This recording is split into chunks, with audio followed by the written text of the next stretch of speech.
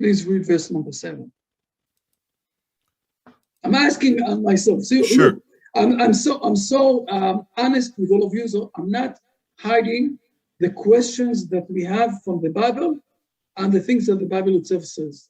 Please. All right. Verse 7 says, preserving loving kindness for thousands, forgiving iniquity and rebellion and sin, yet he does not completely clear of sin. He visits the iniquity of the parents on the children and the children's children to the third and fourth generations. This is something that is just the opposite of things that we said till now, right?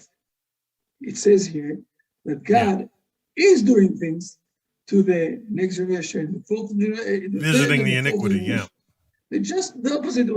So first of all, see that I'm honest, but this is what we need to learn here. This is also related very much to the fourth generation of Abraham. Look, again, I'm jumping back to Genesis with Abraham, okay? And what exactly he's saying to him. And the fourth generation will return here. You see, it's the same fourth generation that we're speaking about. Now, again, what I need to explain here, it's very, it's supposed to be very clear. This is how our sages are explaining what is happening here. It is very clear that no one is paying, okay, for the sins of anybody else. Each one is paying for his own sins. The second thing is very clear, that when someone has some sort of a character that he is worshiping God in one way or doing things in life in one way, this is something that he might inherit to his next generation. And then his next generation might have more difficulties to do things differently because they are very related with their parents and they are behaving in a way that the parents taught them. And this is something that can go until fourth generation. But still, each person have the ability to, it might be even hard for him because of the characters that he's driving from his father, but he have the ability to change his behavior or to control his behavior for good or for bad. And this is what this verse in Genesis is saying, and also what is happening here with Abraham. What exactly Abraham is asking him? He's asking here, let's not forget, Abraham here is not Abraham yet, he's still Abram. And he's saying to him, God is saying to him, listen good, because I'm going to give you another important point that nobody never thought about this. When Adam and Eve did their sin, God threw them out from Eden to the exile, to this world.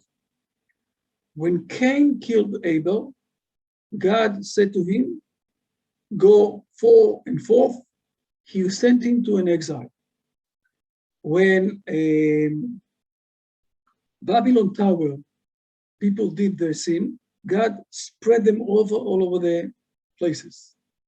So the situation is that all of the humankind, okay, we are feeling unsettled in this world. We are temporary in this world. We know that we are temporary in this world. How the big philosophers said it? They said we have questions about everything in this world except for one question. We all know that we are going to die at the end of those days. So we are all feeling that we are in an exile.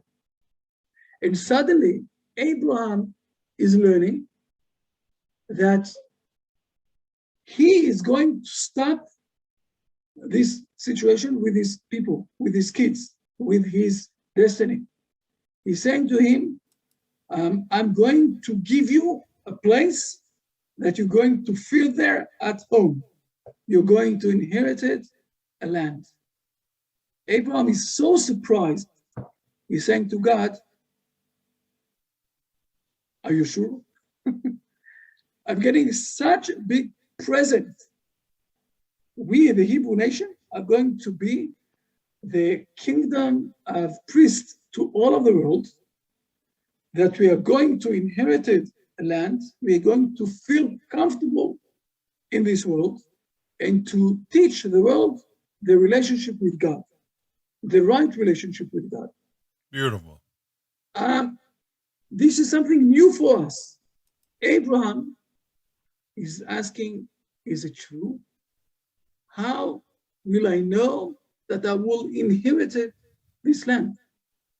And God is answering him what he's answering him.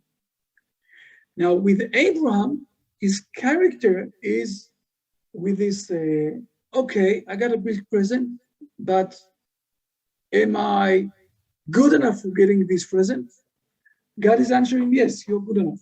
You're going to get this present. Now, if his kids, his destinies, the rest of the generation will continue on to ask this question, for them it's a sin. If they will take this characterism of Abraham to have this doubt and to say to God, oh, come on, we're not worth it. We can't, get this big present. This is where, for us, as the kids of destinies of Abraham, for us, it's a sin. For Abraham, as the first time, it's reasonable to ask this question. And God is answering him, yes, this is what we're going to do. There's going to be a group here in this world, a nation in this world, that is going to teach the rest of the world how exactly to inherit this place, how exactly to feel comfortable with the whole of the matter. Beautiful, Rabbi. This is Rabbi James has a question or a point. Just a moment. I will finish the thing and then I will answer the questions. Okay. Very good.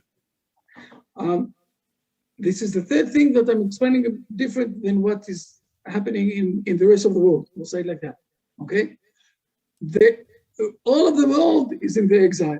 The Hebrew nation have, I will say, a mission of, and this is something that I'm not going to explain very in depth at this point of time. Maybe next time we'll explain this a bit more.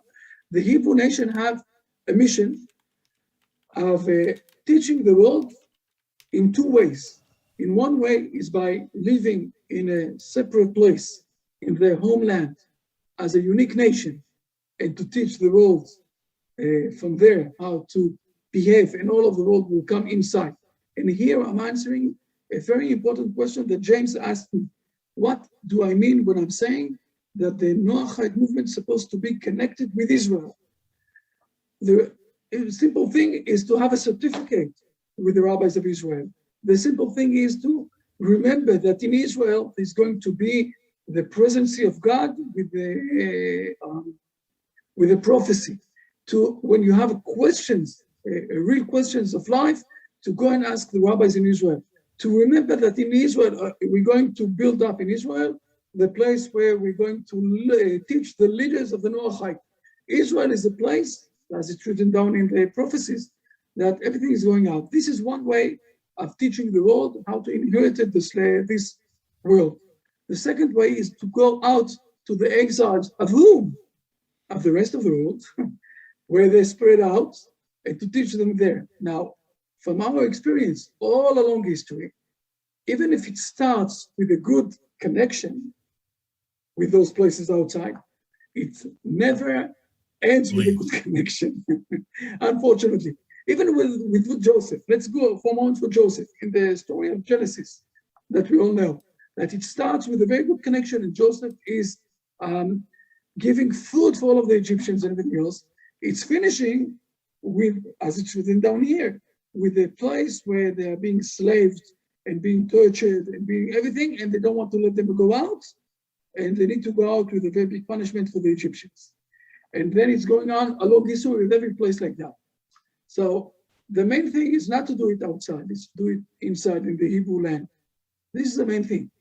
And this is what God is teaching them. So we spoke here about three things that are in a total different way of thought than the rest of the world. And it's not a mistake that in the 13th century, there was a prohibition of reading this Bible. Because when you read this Bible, you are losing the fundamental issues that the Christian world is being built up.